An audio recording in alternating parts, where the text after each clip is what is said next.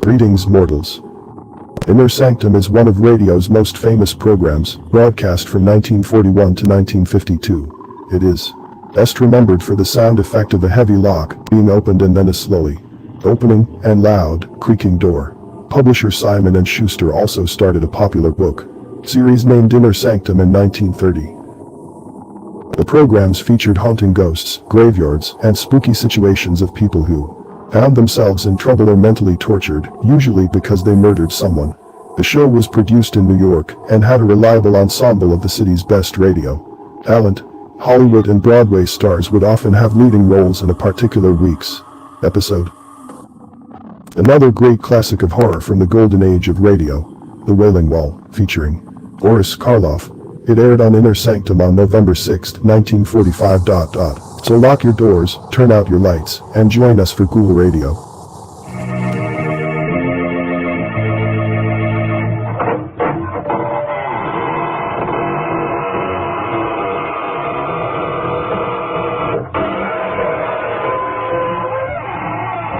Good evening, friends of the Inner Sanctum. This is your host to welcome you through the squeaking door into the land of ghosts, vampires, and other gay, hilarious people. Friends, are you looking for an apartment? Well, we have just the place for you. It's sturdily built, completely of marble, with cold running water every time it rains. You don't have to worry about the landlord putting you out. The lease is forever. All you have to do to get this little love nest is call your undertaker and get yourself a little bit dead. Mr. Host, I assure you, no one is the least bit interested in your offer. But, Mary, just think. Once you're dead, you can appear on Inner Sanctum. You know, we always have a ghost in our story, someone whose voice comes back from the grave and gives advice to our characters. Yeah, sometimes I think our theme song should be, My Mummy Done Told Me. Well, that's very funny. And now make room for the creepiest voice you ever heard. The curdling kid himself, the star of stage, screen, and radio, Boris Karloff. Tonight's story is called The Wailing Wall. It's an original radio play by Milton Lewis. You'll hear Boris Karloff in the role of Gabriel Hornell. All set, friend. Then turn out the lights, curdle close to the fire, and listen. Night. And on the waterfront of downtown Manhattan, the fog creeps in like a crawling cloud. Tucked in between the towering skyscrapers, there's an old rundown mansion. An anachronism. A freak among the streamlined giants. It's the Hornell home. And tonight, leaping tongues of flame from behind the black shutters. Yes, it's Johnny. Is there anybody in that old dump? It's an old guy here, you know. Gabriel Hornell. I hope he had sense enough to get out. That place is like a tinderbox. Pretty well down. Hold it. Get that horse. Hey, there is someone in there. Get the action. Come on. Right behind you. What? Get out of the way. Hurry, will you? I locked it up. All right, come on in. You see anyone in there? No, we can't see. Hey, there he is. Oh, the crazy coot didn't even have sense enough to get out. Get out, short. Yeah. No, we're just taking you out. Hey, go what? Yes, asking you what you want. Come on, Johnny. Before this joint collapses. Don't take me out. I can't leave the house.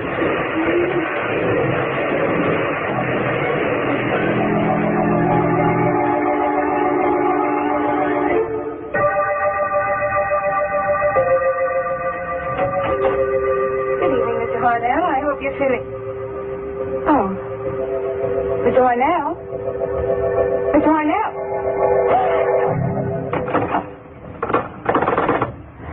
The head nurse. And hurry. Hello? Hello, Mrs. Ness Hopkins on the 18th floor. Gabriel Harnell is not in his room. The window is open from the bottom. Yes, I'm sure he did. There's a letter. I know, but I'm sure he's not alive.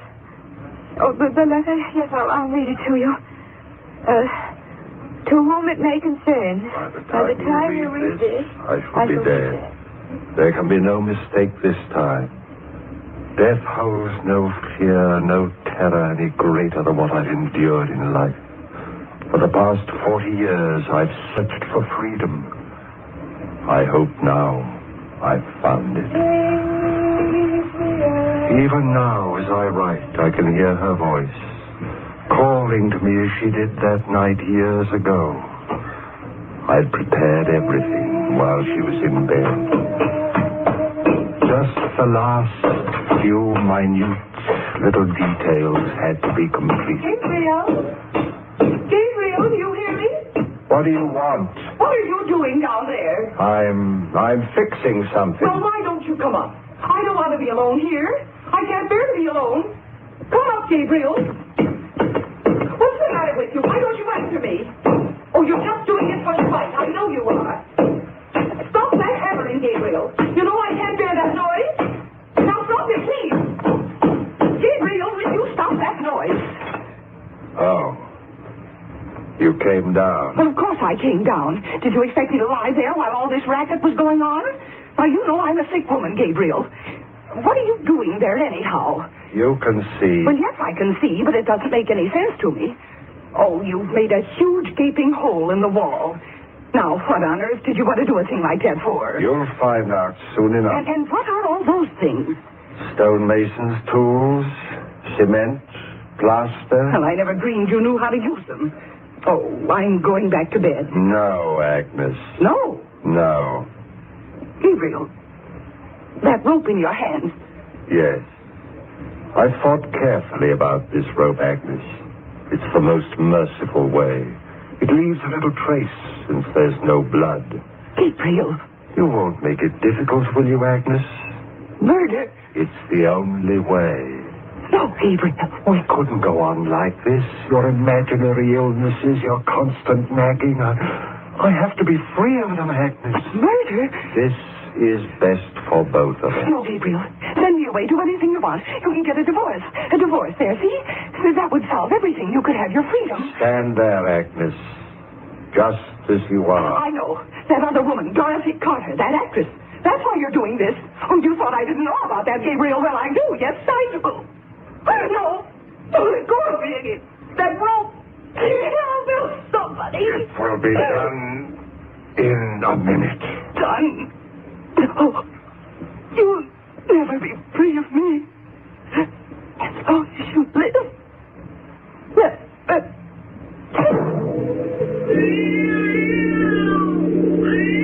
The cat saw everything with its yellow eyes. The cat saw me take her body to the tomb I'd made in the wall. The cat saw me place her there and carefully seal it up. I worked quickly, skillfully, with infinite care. First the bricks, one on top of the other, then the plaster. Then the wallpaper to match the rest of the room. That wasn't very difficult. In a short time it was done. I was free. All I had to do now was to go to the police and report her missing. It was even simpler than I thought. I put on the coat. I was about to open the front door when I heard it for the first time. I thought it must be my imagination. I listened carefully. I rushed to the wall, put my ear to it. What I heard made icy perspiration ooze out of every pore of my body. The wail was coming from the wall. It was like the insane shriek of some creature of another world. Was she alive in there? She couldn't be. She was dead. I knew she was dead. Yet I heard her voice wailing. I could swear it was her voice. I couldn't go out as I'd planned. What if someone else should hear it? Would they go to the wall? Investigate? The doorbell. Oh, it couldn't be at this hour. It couldn't be. But it was.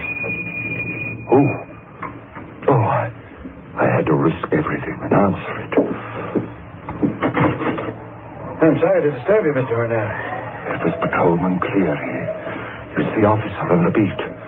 He was blue with cold. I was passing by and I saw the lights on. I peeked in the window. You looked in? Yes. Since you were still up, I thought I'd ring. It's a bit cold out tonight, and I'd like to warm these old bones for a minute. Oh, yes, of course, Cleary. Don't stand there at the door, man. Come in. Thank you. I see you got your coat on, Mr. Hornell. Just got in? Only a few moments ago. As a matter of fact, I was going to see you. See me? Why, yes. It's about my wife. Hi, something wrong? I hope not. I was out all evening. When I got home, she was gone. It's not like her, Mr. Hornell. No, it isn't. Was she alone all evening? Yes, at least I think she was. You know, she hasn't been feeling very well lately, and I hate to think it possible, but she may have destroyed herself. Mrs. Hornell? No, she wasn't the sort. Oh, she was ill, terribly ill. I tried to keep it secret until she recovered, but the doctors knew. Insane? Yes. Don't you see? The river. I'd better get back to the precinct and report this. You'd better come with me. Missing Persons Bureau will... Hey, Mr. Hornell. Yes? You must be mistaken. Isn't that her? That isn't a woman. But of course it is. It's coming from that room there. Well, sure, it's your wife.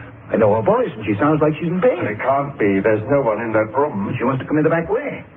Come, I'll show you. No, don't go in. What? Nothing. There. You can see for yourself there's no one here. No one. Could have sworn your wife was in this room.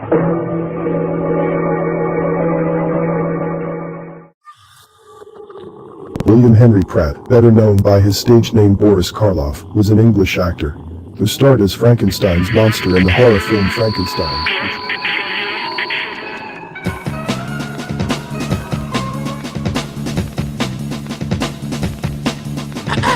Good morning.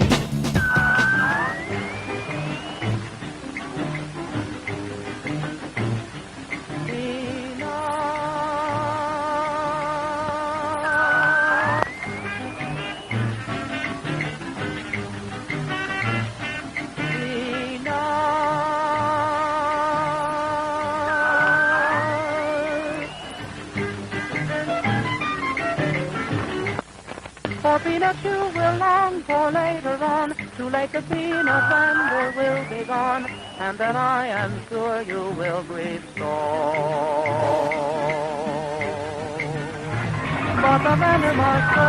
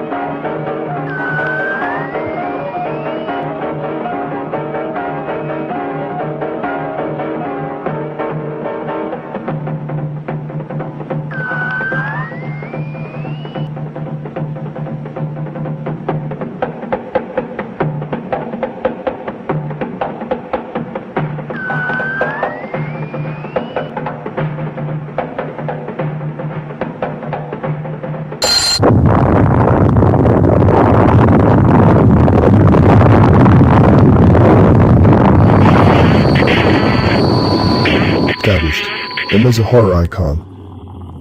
Now back to the show. Well, how'd you like to live in a house with wailing walls? Well, one thing you have to admit, things aren't so very dead in the Hornell mansion. Or are they? Oh, let's hear the second act of Inner Sanctum.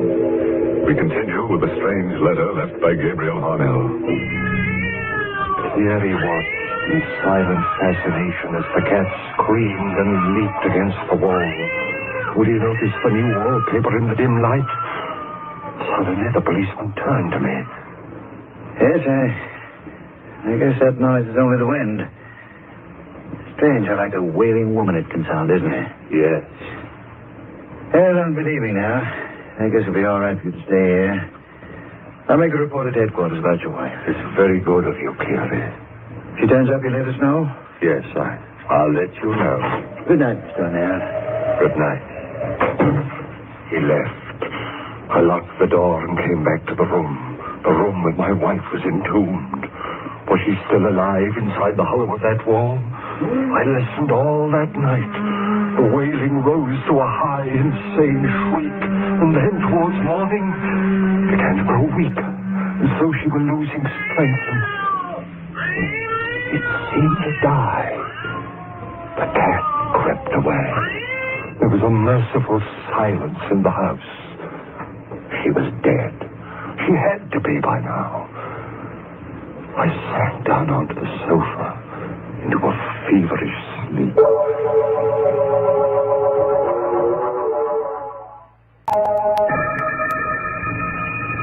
Somewhere a bell was tolling, calling the mourners to the grave. Suddenly I sat bolt upright, shaking, trembling. I'd been dreaming. The front doorbell was ringing. It was night again. How long had I slept? The house was silent. Oh, there was nothing to fear now. I ran to the door, opened it. Hiya, kiddo. Dorothy. Well, are you going to keep me out here in the cold? No. Come in. I haven't been feeling well, Dorothy. Is that why you forgot our date tonight? I must have overslept. What time is it? 10 o'clock. 10. I must have slept clear through the day. Well, aren't you glad to see me? Glad? Why, yes. It's a delightful surprise. Oh, that's more like you. Come here, kiddo.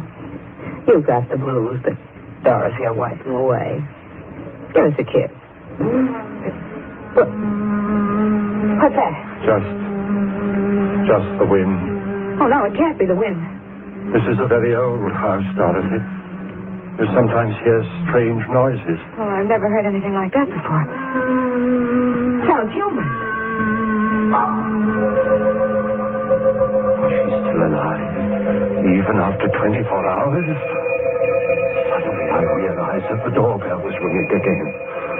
There was a large pair of wooden sliding panel doors between the room that we were in and the vestibule that led to the street. I wasn't going to take any more chances. There's someone at the door, Gabe. Yes. You wait here, Dorothy. What are you doing? Closing these doors. Why? I'd advise you not to ask too many questions. Evening, Mr. O'Neill. Officer Cleary here. Who are those men with you? Hey, got something to show you, Mr. O'Neill. You'd better brace yourself. It's not going to be pleasant. All right, bring it in, boys. You can put it over there. What is it? It's a body. A woman. Just fished out of the river right near here. She can't be dead more than 24 hours. My wife? It's hard to say. You see, the body got caught in the propeller of a boat. It's not easy to recognize it. Unless it was examined by someone who knew her very well. Like yourself, of course. Let me see it. Take away the burner. Look, Mr. O'Neill. I know. It's pretty bad. Is it your wife? Agnes? Yes. Yes, of course. It's her.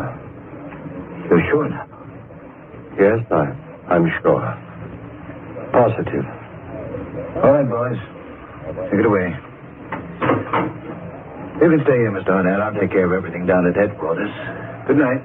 Good night, Cleary. Luck, fate, whatever it is that seemed to control men's lives was playing directly into my hands. They'd never investigate now. The nightmare was over. This time I was really free. Suddenly, the panel door opened. Dorothy was standing there, a curious smile on her lips. I heard everything, kiddo. You did? So you were married. No longer, Dorothy. My wife died. Suicide. So I heard. Now, everything will be quite all right, and we can get married in a few weeks. We'll have money, lots of money. You left you plenty, eh? She was very wealthy. What's the matter? Nothing. Nothing. I see what happens to your face when you hear that wail. Did you kill her? What are you talking about? Did you murder her? You heard what he said. She was found in the river. You can fool a dumb copper, but you can't fool Dorothy. That wail is queer. Awfully queer. Look at what that cat's doing, will you? Jumping up on that wall like it's gone crazy. Yes, there's something about that wall. That's what the cat's trying to tell me. Something about the wall. You better stay away from that, Dorothy. I'm going to find out something. Stand down. Not till I'm done with it, kiddo. What are you doing there? I'm going to break through that wall. You crazy fool, stop it. No! Give me that thing. You're too late, Gabe. I've broken a hole through, and I'm going to look. Now you've seen. Is it the hand? The hand of a woman. It's her. Your wife. Yes, Dorothy. You murdered her. Yes. Well, ain't you the kid? What are you going to do about it? What do you think? I want money. Lots of... That rope. Yes. This rope. It leaves no telltale traces. Oh, no, kid. Didn't you get it? It was all a joke. No, don't come any closer. Don't scream, Dorothy. It won't do you any good. Hey, listen to me. I don't want a cent. Not one penny. I love you. I love you, I tell you. I'll keep your secret. I'll do anything you want. Anything. There's that rope. Take it away from my neck. Don't give it to them. Don't break it.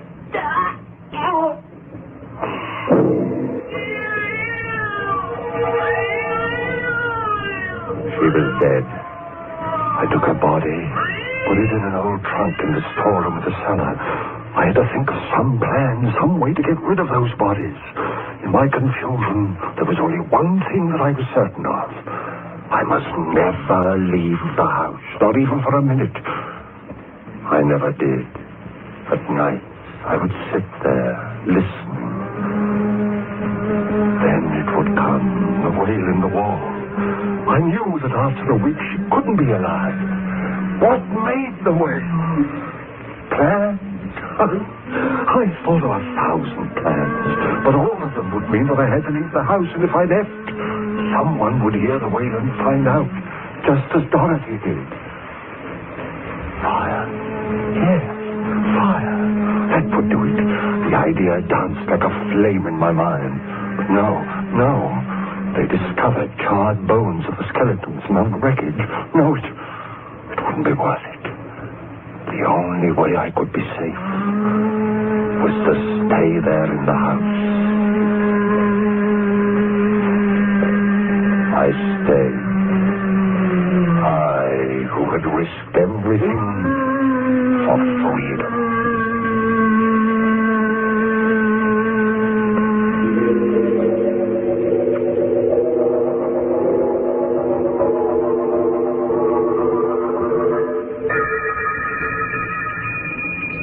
One day, the doorbell tinkled. I opened it.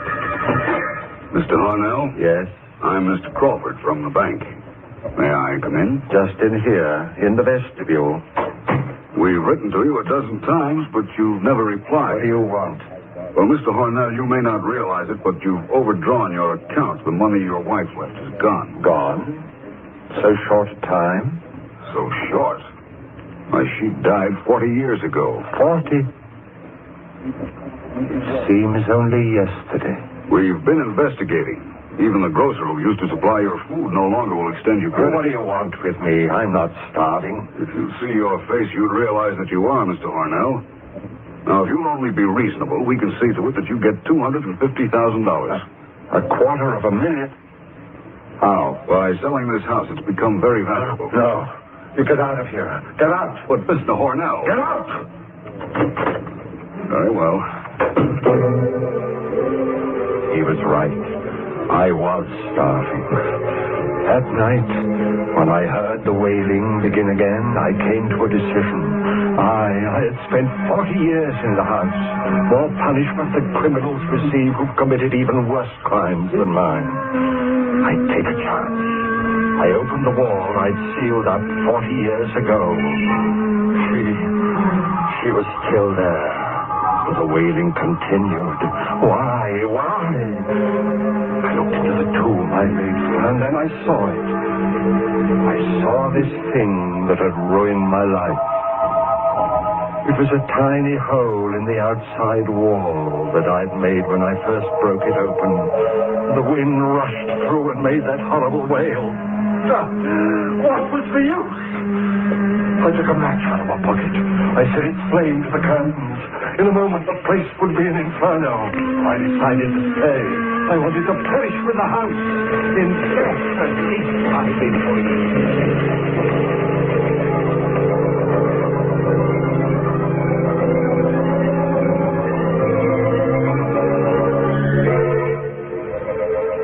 But even then, freedom was denied me.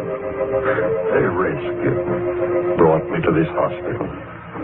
I had the nurse make inquiries from the police. She told me. No, there was nothing unusual found among the ashes. Everything was burned to a fine powder. If I had only set fire to the house 40 years ago. But no matter. The window is open. And it's 18 stories to the ground. I will soon be free.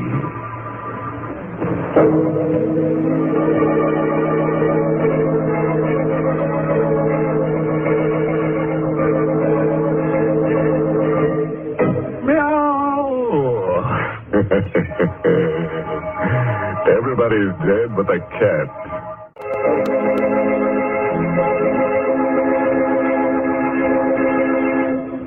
All right, friends. Until we meet at some haunted house, here's a parting thought. Don't seal your wife in a wall. That won't keep her quiet. Thank you for joining us for Ghoul Radio. Join in next time for more tales of horror. Also, don't forget to like, follow, and share.